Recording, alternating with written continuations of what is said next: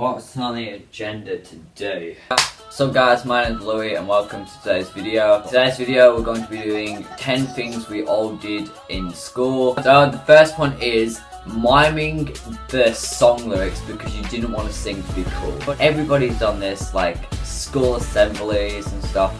You didn't want to be embarrassed. You like, nah, singing's too gay for me. So you mimed the lyrics, and you being the badass got caught out with the teacher because they can tell if you're miming.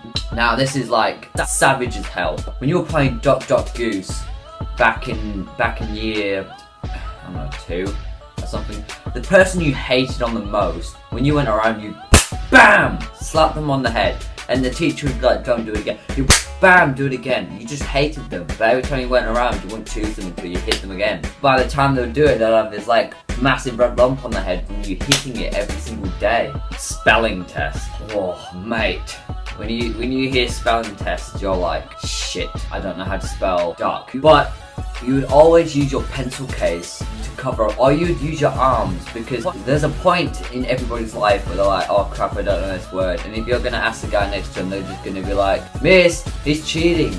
Yeah, so you would always just like cover up your answers to make sure no one was cheating with either a pencil case in your hands. Now, this is a thing that happened in my old school. So basically, during assemblies, we used to have the little kids on the floor, and when you got up to year 6, you used to be able to go on benches. That used to be the biggest thing, and we would all look down at them and think we were there at one stage and now we're at top, king of the schools and stuff. It wasn't the case, because when we did that, we eventually got kicked off them, but eventually got put back on. So, and when I'm talking games, there's no other game better than Wink Murderer. This game made me feel like a mastermind criminal. Every time you're like, oh, you're dead. Oh, you're dead again. Oh, see, I could do both. What's up now? And it used to think like a mastermind criminal, like no one could get you. And eventually the teacher would be like, it was Michael, and you'd be like, oh, of course it was him, because he was the kid that was least expected. Now let's go for the quiet ones.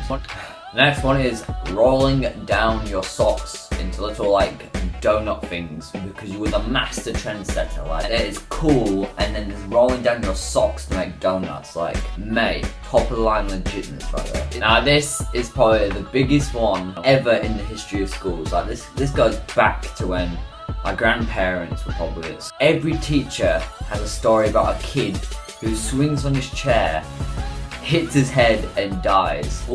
Don't swing on your chair because you're going to fall back and hit your head and die. I've had it once or maybe twice. I've seen a kid end up in hospital. But sir, that's a lot of Like, it's a must thing. It's every teacher has one. There would always be that one kid who never cut their hand when they're saying happy you didn't know it. Like, everyone would be like, and there'd be that one kid who's just miserable as hell, being in front of the line, going into assembly, feeling like you were some king, and everyone else was your peasants behind them. You were like leading them into war, and you always felt powerful. Or there'd always be that kid at the front of the line. Don't get in front of me. Not doing it. And you would try ducking underneath him, but he would put his arms out so you couldn't get past it. I don't know if that's every school, but that's what happened at my school. Every time like we'd get into a narrow thing, he would try and overtake. The guy would put their hands on both the walls, and then when he tried going under, he would push them down. I don't know if that was a thing, but our school did it. The final one is when you've been bad. Like, it doesn't even happen now, and I'm in year 10. That just proves how idiotic people are. Put or sit down against the wall or something if you've been bad at recess. Like, this has never happened to me before.